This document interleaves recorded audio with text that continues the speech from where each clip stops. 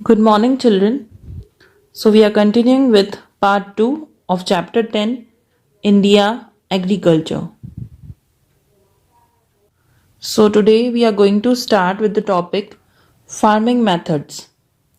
Let's have a look at the existing farming method, that is, what are the problems in the existing farming method? क्या problems face कर रहे हैं हम? The first one is dependence on chemical fertilizers and insecticides. हमारा पूरा जो dependence है वो हम रिलाई करते हैं पूरा केमिकल फर्टिलाइजर्स पर और इंसेक्टिसाइड्स पर. अब क्योंकि हम डिपेंड करते हैं केमिकल फर्टिलाइजर्स पर, दैट मीन्स हम यूज़ कर रहे हैं केमिकल फर्टिलाइजर्स और इंसेक्टिसाइड्स, तो क्या होगा? Harmful effects on health of people. When we use this kind of things तो हमारी हेल्थ पर इफेक्ट होगा. ओके और इससे आगे क्या होगा? Environment damaging. हम इन सब चीज़ों को यूज़ करके इन्वायरमेंट को डैमेज कर रहे हैं. So what happens the next?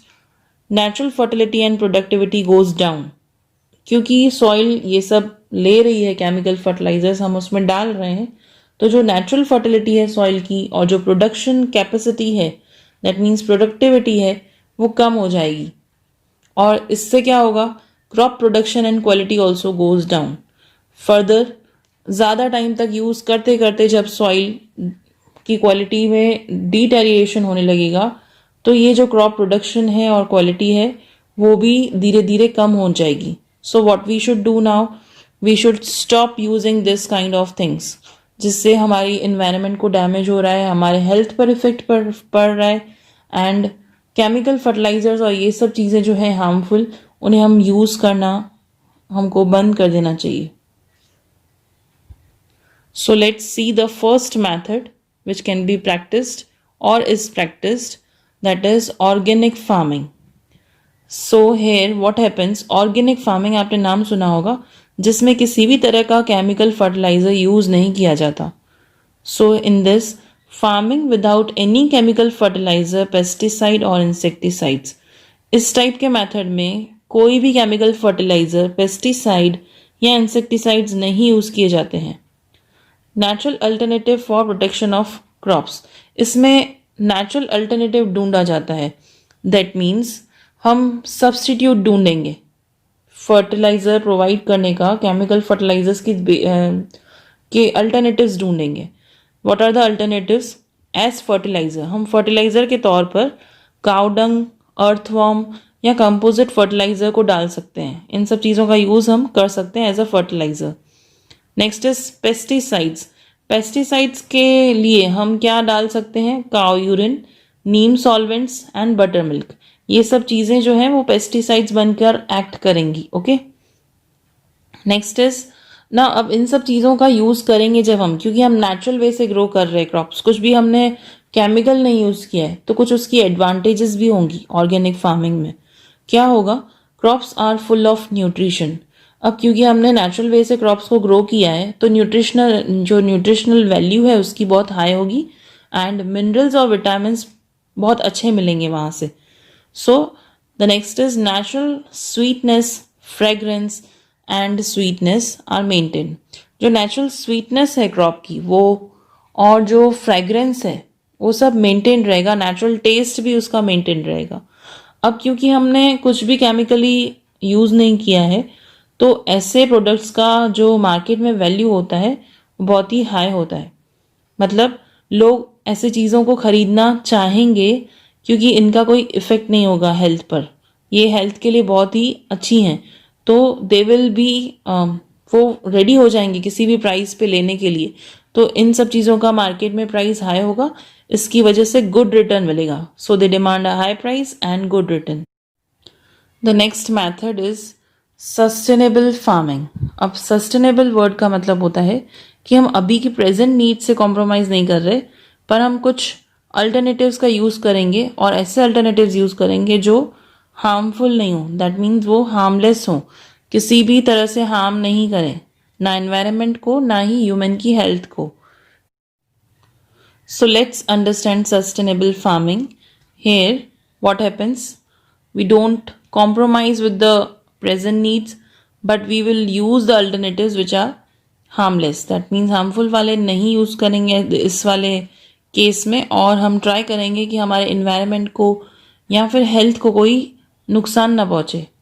सो है you will use chemical fertiliser only if necessary, जब ज़रूरत होगी तभी यूज़ करेंगे.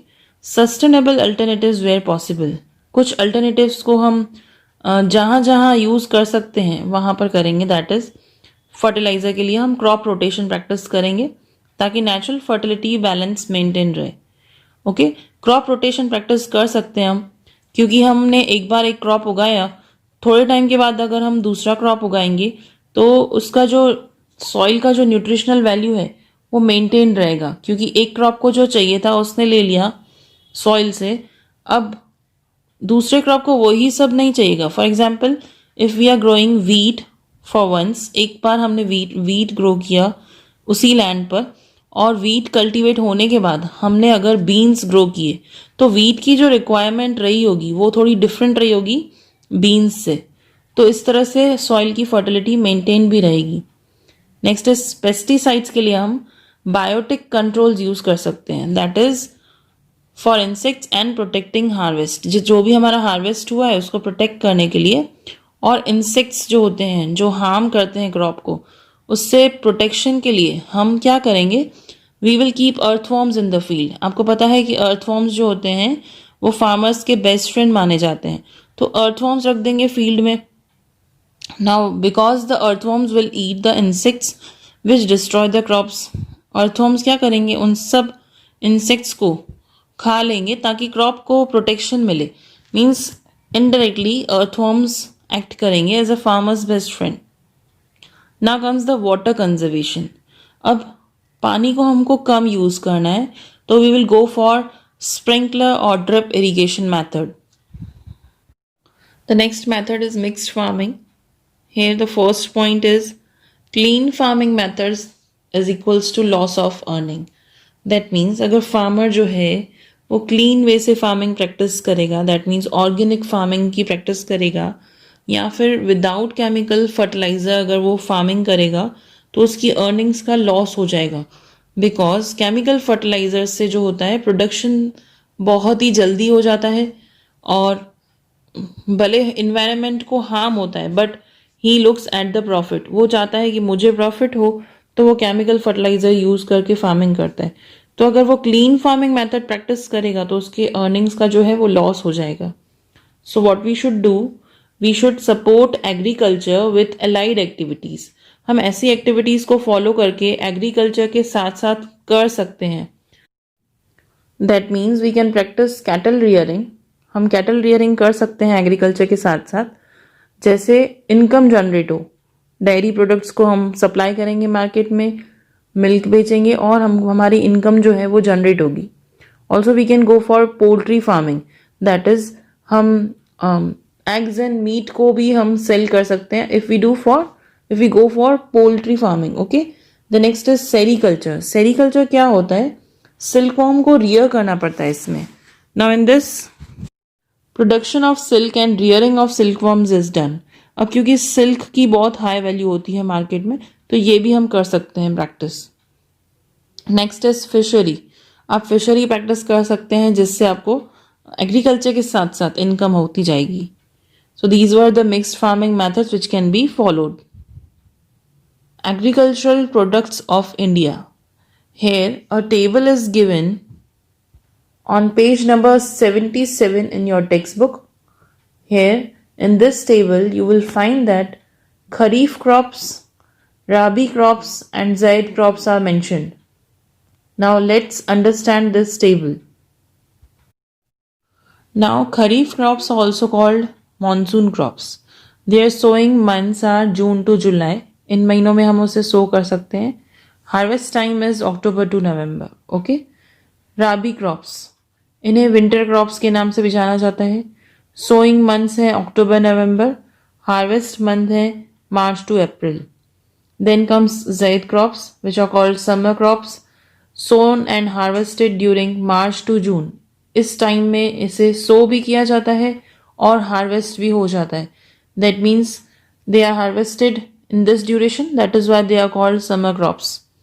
Now let us Look at the examples which are given under each category. तो पहले आ जाते हैं kharif crops example. Now you can name it as Maruti. You can write a code word. आप अपने माइंड में कोड वर्ड सेट कर लीजिए खरीफ क्रॉप्स के लिए कि मारुति नाम से हम याद रख सकते हैं. नाउ MA मीन्स मेज एंड मिलेट. इन दोनों का कल्टीवेशन होता है यहाँ पर. खरीफ क्रॉप्स इसे कहा जाता है. R means rice. हम पैडी को राइस भी कहते हैं, तो R नाम से हम R लेटर से हम रिमेंबर कर सकते हैं राइस को. U मीन्स उड़द. देन TI मीन्स तिल. ये सारे जो क्रॉप्स हैं मैंशनड वो होते हैं kharif crops. Okay. Now comes राबी क्रॉप्स एग्जाम्पल. इसे हम BMW नाम से याद रख सकते हैं. B means barley. M means mustard. W means wheat. ये सब राबी क्रॉप्स हैं, बार्ले, मस्टर्ड और wheat. Now the last is zaid crops which are summer crops, and the examples are fruits and vegetables. Fruits and vegetables means watermelon, muskmelon, cucumber, potato. These type of fruits and vegetables can be considered as zaid crops. Okay. Now children, there are some more crops given under each category in textbook. You can write those names also. The next table is given on page number 78. The name of this table is Major Agricultural Products of India. Let's look food crops. In this table, the first column is of food grains, or you can say food crops. Here, staple crops are paddy and wheat, and the coarse grains or coarse, you can say coarse crops are jowar, millet and maize.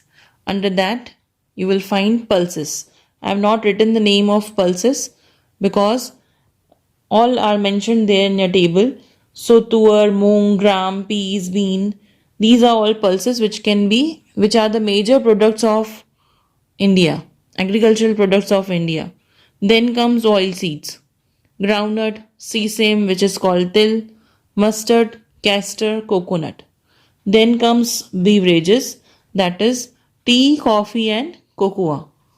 The next is cash crops, which are sugar cane, tobacco, rubber, cotton, jute. Okay. Here comes the other categories, which are spices or condiments. मसाले जो होते हैं, we call it, क्या आता है उसमें under condiments, cumin seeds, fennel, isabgol, coriander, fenugreek, अजवाइन. ये सब condiments और spices की category में mentioned है. Then is horticulture. Now what does horticulture means? Means practicing farming of fruits and vegetables. Horticulture का मतलब होता है फ्रूट्स और वेजिटेबल्स को ग्रो करना. तो यहाँ पर सारे फ्रूट्स और वेजिटेबल्स आ जाएंगे. I have not written name of each and every fruit and vegetable mention in the textbook, so you can refer textbook also. Now below this table you will find something is mentioned, that is grains. In bracket you will find staple plus coarse grains. इन सबको cultivate किया जाता है. Land area use होती है 75%, जबकि output हमको मिलता है 50%. प्रोडक्शन जो होता है वो होता है 50%. ठीक है. Let's start the next topic which is food grains. Now on this first we are going to learn about paddy, that is it is also called rice. So it is most important crop for India and it is consumed by 50% population. Why it is important? Because large majority of Indian population uses rice in its diet. Next is India, second rank in paddy production. Now India stands second in the world after China in the production of paddy. Then is paddy cultivation is equals to 1/4 of total cultivation. Now paddy is sown over 1/4 of the total sown area. Means 1/4 area हम use करते हैं paddy के लिए. Now let's look to the cropping requirements of paddy. That is, it is kharif crop of torrid zone. इसे खरीफ crop कहा जाता है torrid zone का, क्योंकि यहाँ पर hot and humid climate होता है torrid zone में. So minimum temperature is 20 degree Celsius. इसके लिए हमको 20 डिग्री सेल्सियस का टेम्परेचर चाहिए इसे ग्रो करने के लिए. and we require fertile alluvial soil. To grow this crop, to grow paddy, we require fertile soil which should be alluvial. Then is rainfall. कितनी rainfall चाहिएगी? More than 100 centimeters of rainfall should be there in the region where we are growing paddy. Now it is labor intensive crop, which means you will require more labor, more human labor to grow paddy. Paddy cultivation के लिए हमको बहुत सारे labours चाहिएंगे. Okay, coming to areas of cultivation. अब India में naturally कहाँ grow करता है ये paddy? West Bengal, Tamil Nadu and Andhra Pradesh. WB means West Bengal, PN means Tamil Nadu, AP means Andhra Pradesh. और अगर इरिगेशन फैसिलिटीज़ के साथ हम ग्रो कर रहे हैं, हमारे पास नेचुरली नहीं ग्रो कर पा रहा है, तो हम इरिगेशन के थ्रू ग्रो कर सकते हैं. तो कहाँ पर ग्रो कर सकता है ये? Punjab, PB means Punjab, HR means Haryana, UP means Uttar Pradesh. And irrigation के लिए हम इसमें यूज़ करते हैं sprinkler irrigation which saves water. So sprinkler irrigation is used to save water wastage. तो वेस्टेज भी नहीं होगा पानी का. अच्छा, अब इंडिया में तो हमने देख लिया. Coming to Gujarat now. In Gujarat paddy is grown in Ahmedabad, Anand, Surat and Valsad districts. Okay. Coming to the next crop, which is wheat. Okay. Wheat, also called the king of grains. That is because it is widely used by every Indian. ज़्यादा से ज़्यादा लोग इसे use करते हैं, तो इसे king of grains कहा जाता है. और इससे बहुत सारी वैरायटी बन जाती हैं, इसलिए भी इसे किंग ऑफ ग्रेन्स कहा जाता है. It is the most nutritious crop. Okay, it is the most nutritious food grain. It is second most important crop. The first important crop was paddy. उसके बाद आ जाते हैं wheat पर. तो wheat आ जाता है second position पर. wheat second most important crop माना गया है. अब wheat का cultivation होता है 1/3 of the total cultivation. जैसे हमने देखा कि paddy का 1/4 होता है, इधर वीट का 1/3 होता है टोटल कल्टीवेशन का. Next is green revolution in late 1960s. जब ग्रीन रिवॉल्यूशन हुआ था लेट 1960s में, तो वीट का प्रोडक्शन उसके बाद से डबल होने लगा है. Double production after green revolution, wheat production is almost doubled. Okay. Cropping requirements. अब इसे राबी क्रॉप कहा जाता है और टेम्परेट जोन का राबी क्रॉप कहा जाता है. It is rabi crop of temperate zone. Okay. It requires fertile black and loamy soil. इसे ग्रो करने के लिए हमें चाहिएगी फर्टाइल ब्लैक और loamy soil. Rainfall is equals to more than 75 to 100 centimetres. Wheat को ग्रो करने के लिए रेनफॉल जो है वो 75 to 100 सेंटीमीटर से ज़्यादा होनी चाहिए. Less labour required. यहाँ पर वीट को अगर हम कल्टीवेट कर रहे हैं तो हमें लेबर इतना नहीं चाहिएगा. Labour less and machinery should be more. Mechanised farming के मेथड से भी हम इसे ग्रो कर सकते हैं by using modern techniques, modern machinery. इसलिए कहा गया है mechanised farming. Now areas of cultivation. देखें कहाँ कहाँ पर इंडिया में ये वीट जो है वो ग्रो होता है. इंडिया में PB means Punjab, HR means Haryana और UP मीन्स उत्तर प्रदेश. इन सब जगहों पे वीट ज़्यादा उगता है. एंड पंजाब जो बहुत ही फेमस है वीट प्रोडक्शन के लिए, उसे वीट बोल ऑफ इंडिया कहा जाता है कि यहाँ पर वीट ज़्यादा ग्रो करता है, इसलिए वीट बोल ऑफ इंडिया माना गया है इसे. Then is 2/3 of national production. Bracket में है गुड इरीगेशन. अगर अच्छा इरीगेशन हो, दैट इज़ अच्छी इरीगेशन फैसिलिटीज़ हों, तो 2/3 प्रोडक्शन जो है नेशनल प्रोडक्शन का 2/3 पार्ट हमारा वीट का होता है. कंट्रीब्यूशन वीट का होता है. अब इंडिया का हमने देख लिया. Coming to Gujarat now. Gujarat में भालिया वीट प्रोड्यूस होता है और ये कहाँ होता है? बाल रीजन में, इसीलिए इसे भालिया वीट कहा गया है. It is grown in Rajkot, Mehsana, Junagadh and Kheda. Now which things are made from wheat.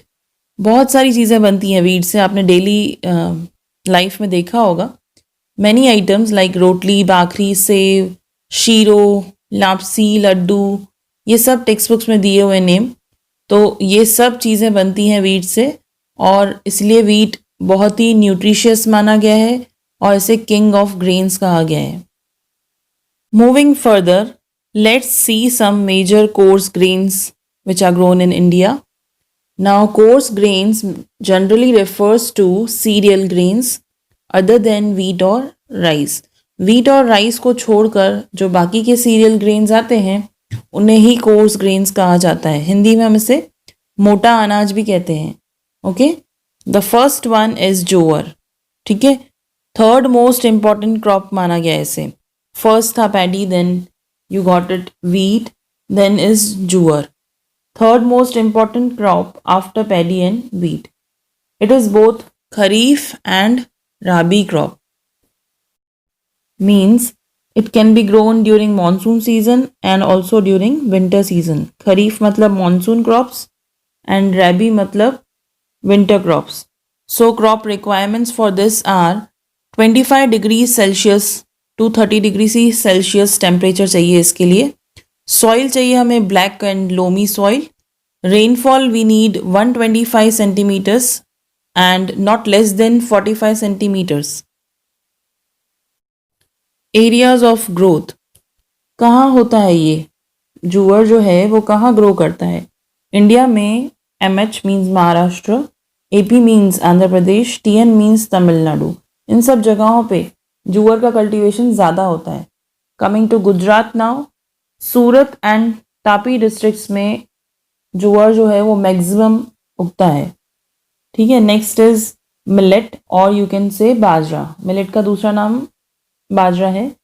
Grain of labourer, इसे ग्रेन ऑफ लेबरर कहा जाता है क्योंकि जो लेबरर्स हैं हमारी कंट्री में, बहुत सारे लेबरर्स यही खाते हैं बाजरा अपनी डाइट में। उनका मेन जो ये क्रॉप होता है वो बाजरा ही होता है।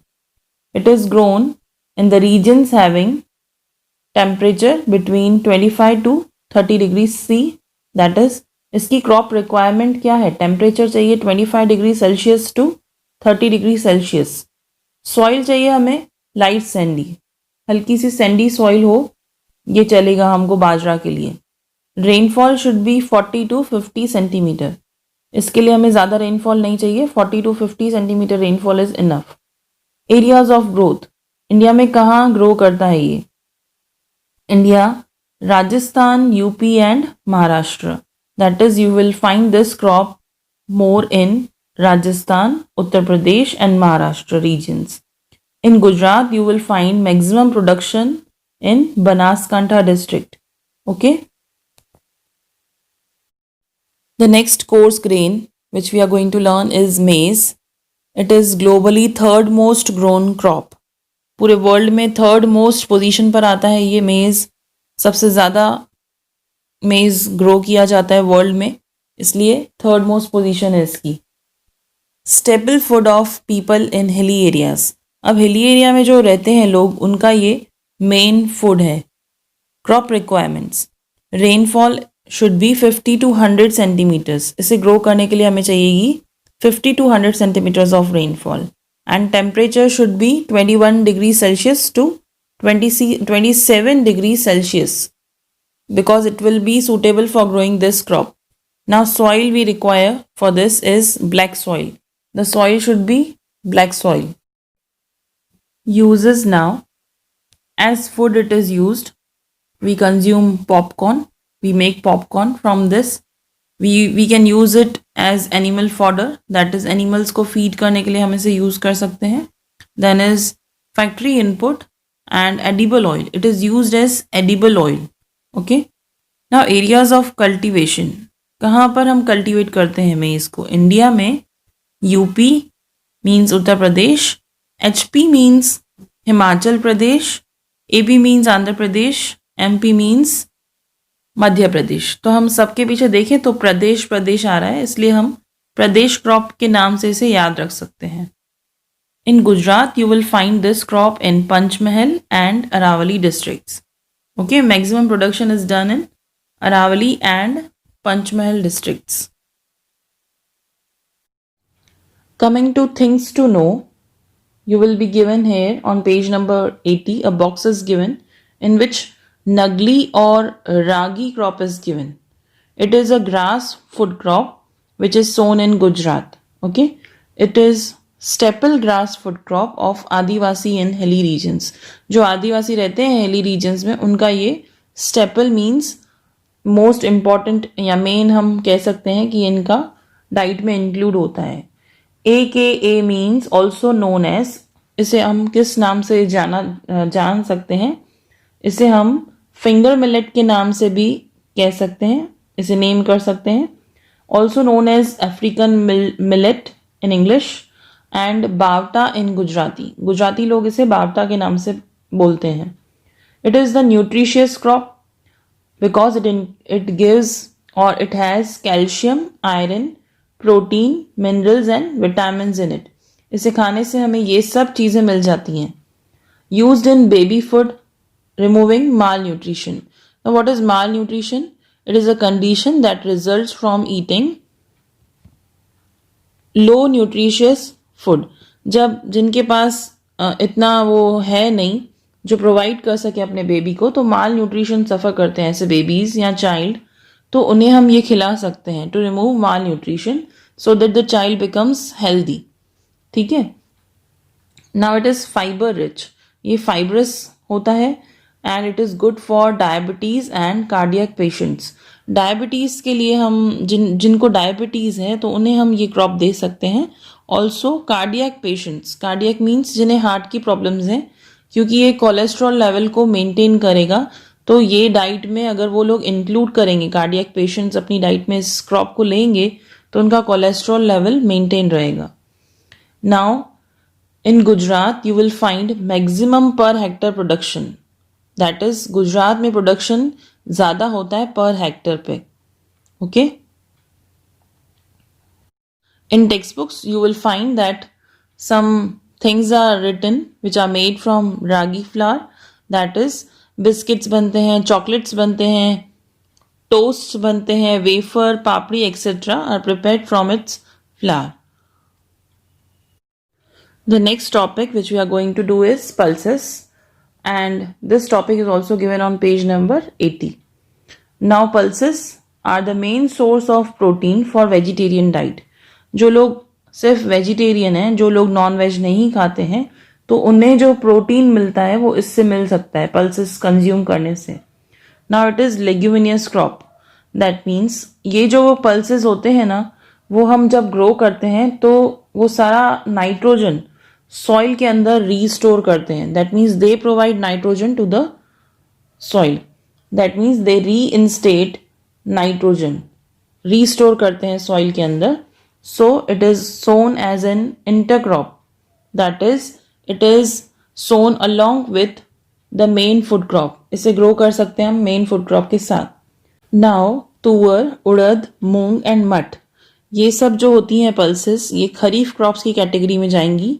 एंड ग्राम, पीज एंड मसूर, ये सब जो होती हैं वो राबी क्रॉप्स में जाएंगी. ओके. क्रॉपिंग रिक्वायरमेंट क्या चाहिए हमें? लेस रेन, जहाँ कम बारिश हो वहाँ पर भी हम इसे कल्टीवेट कर सकते हैं. एरियाज ऑफ कल्टीवेशन देखें तो ऑलमोस्ट ऑल स्टेट्स, हमारे इंडिया में मोस्टली सारे स्टेट्स में ये ग्रो होती हैं. एंड इन इंडिया जो मेन है वो है MP, UP, AP and RJ and Maharashtra, that is Madhya Pradesh, Uttar Pradesh, Andhra Pradesh, Rajasthan and Maharashtra में ये पल्सेस जो हैं वो ग्रो होती हैं. In Gujarat if you look at, so you will find Vadodara produces tuar dal, moong and मट is produced by Kutch and urad is produced in Patan district. Okay. Vadodara में हम देखें तो तुअर दाल का प्रोडक्शन होता है, मूंग और मट का कच्छ में होता है और उड़द का पाटन डिस्ट्रिक्ट में होता है. So children, with this we complete part 2 of chapter 10 and we will be continuing the remaining topics in our next video. Thank you.